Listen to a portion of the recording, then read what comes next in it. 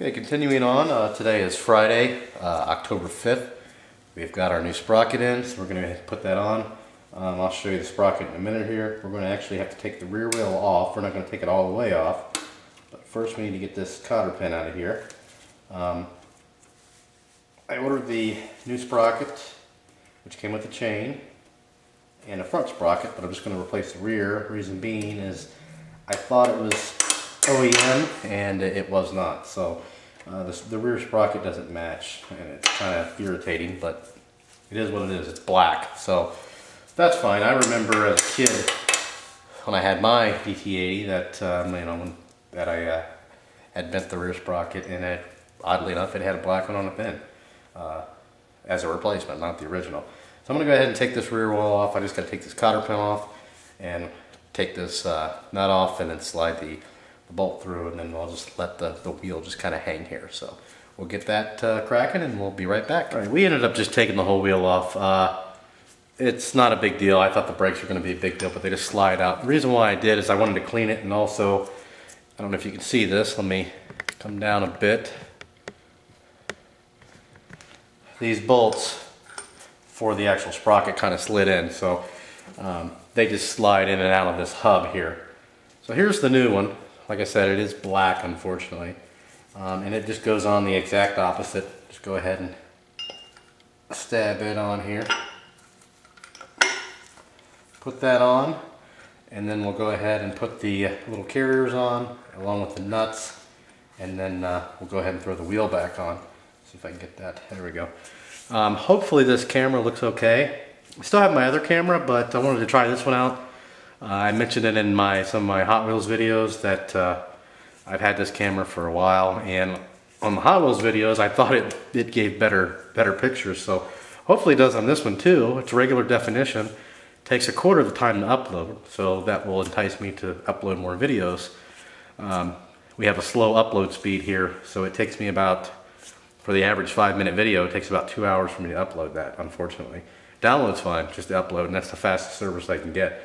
They don't offer the turbo here, the Time Warner Turbo series, so not that means anything, whatever, that's off the subject, but just wanted to mention the camera. So if the camera does look as good or better, let me know. If it looks worse, let me know as well. I'd like to know that too. Otherwise, I'll just start using the other one again since it's HD. We're going to go ahead and put this back on, and then we'll continue on with putting the chain on and the nice shiny cover. So stay tuned. Okay, we've got the new rear sprocket on. I do have the wheel on, but I do not have it tightened up. Reason being is this chain is not going to be the exact same length. It's actually a little longer, I believe. Just a tiny bit. I cut a couple links off of it, so it was a little too long. So to install it, it's pretty straightforward. We'll go ahead and get started here. I like to bring it through the back, usually on the sprocket. There we go.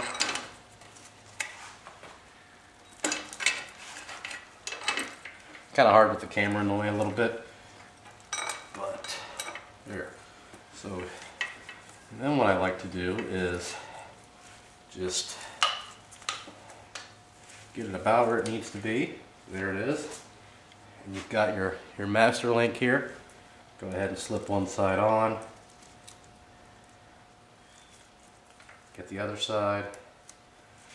And then we've got it there. You can see that. Scoot over a little bit. Right here's the master link. I'll go ahead and bring it up to here. It's right there. I'll scoot you over a little bit more. So then you put on the top piece. And the reason why I like to have it up here is because your little clip has to go in a certain direction. You want it going this way, so if you've got it on top, this has to go towards the front. On the bottom, then it would have to go towards the back. So you slip that partially on. You get your needle nose. Got to kind of hold it down. Probably won't be able to see that on film. And then you just snap it on. And that's it. And we'll go ahead and adjust our chain. It's might be a little bit too long. We may have to take another link out of it now that I'm looking at it. But we'll adjust that with these adjusters about back here, and we'll be right back. We'll show you how to do that. Okay, we've got the adjusters out all the way. To adjust these, you just turn them clockwise to lengthen, so like that, and then counterclockwise to loosen the chain. And it's just like every other bike. Don't know if you could see, there are marks. There's a little arrow there, and there are corresponding marks on the rear swing arm. So this is still a bit too loose. See if you can get a view of that. Plus we want some adjustability, so I'm going to take this off. I'm just going to simply cut a link off out of it with the grinder, and then we'll be back. And I think I may have shown you how to do that in another video. It's not a big deal. You just take a grinder and cut a link off. So we'll go ahead and get that cut off, and then we'll be back to do a final adjustment. Okay, we've got the chain lengthened a bit. I've already tightened these down, or adjusted these just right to shorten or lengthen the wheelbase rather, to tighten it up, and then left or counterclockwise would be to loosen it to move the tire forward. I've already got this tightened down. The chain's got enough slack in it. Put the cotter pin, this is 43 foot-pounds if you have this particular bike. Go ahead and snug these up after you're done tightening that. And that's it. And the last part of this video, we will, not sure if I'll include in this video or not, but we'll go ahead and put the cover back on, the Magneto cover, the nicely painted one, and that'll be it. So if I include that in this video, then we'll see you next. If not, then thanks for watching. So I forget how I've got these all played out. If you have any questions or comments, post those below. Thanks. Okay, we've got the clutch cover on. Now we're going to put the Magneto cover on. Now there are no gaskets because there's no oil or anything that should be in this area. I had to reuse my old screws on those. Luckily I got them off in fairly decent shape. The Rocky Mountain, they carry the other ones, but they are on back order. So now these ones I did get new ones for.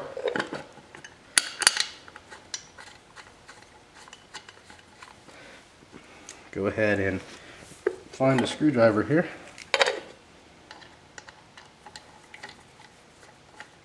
I'm just using this punch, and the reason why is because it's got a real good bite.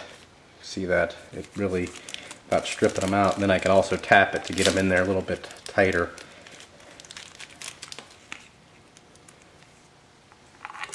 Go ahead and put this on. Make sure that's not lined up. There we go. And then we'll just put the shift lever back on, and then we'll be done with this part, and then we'll continue on with the forks, and that really should be it. This bad boy will be done. And then we'll start on the CB350, which I've been waiting to do for almost a year. Oops. There, got that all tightened up. You can see, looks a lot better. A whole bunch better. So that'll do it for this part of the video. The next part will be the forks. We'll go ahead and put this on in this video. I mean, just simply line it up, just like every other gear shift. Line it up where it needs to go, and then actually we got to take that bolt out. Take this out.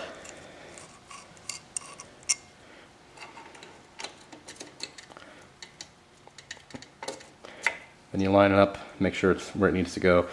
Put this back in, and you're done. So that'll do it for this one. If you have any questions or comments, post those below. Thanks for watching. Please subscribe, and have a good one.